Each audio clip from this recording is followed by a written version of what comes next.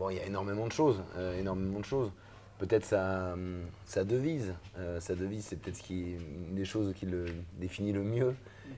Combattu souvent, battu parfois, abattu jamais. Ça, c'est quelque chose qui, à moi, me parle beaucoup. Et je pense c'est une devise à laquelle beaucoup de gens peuvent s'identifier.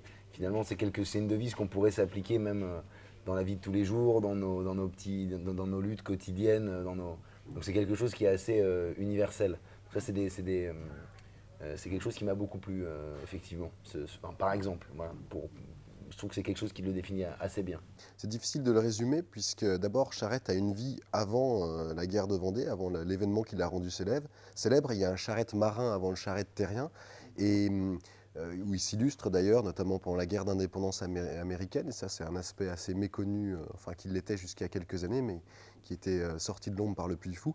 Et nous, on s'attache sur ces 3 années de guerre qui vont de 93 à 96, où il se passe énormément de choses, où c'est à ce moment-là où Charette pense que sa vie est derrière lui, sa carrière derrière lui, c'est un jeune retraité qui se morfond dans un quotidien un peu morne, dans sa campagne vendéenne, dans son manoir, et en réalité tout commence pour lui, et il y a énormément de ressorts qui guident son action. Il y a celui du devoir, il y a celui de l'honneur, et il y a aussi peut-être, en tout cas c'est ce que je pense intimement, qu'il a ce besoin d'échapper aussi à une petite vie bien rangée et de donner un sens profond à sa vie.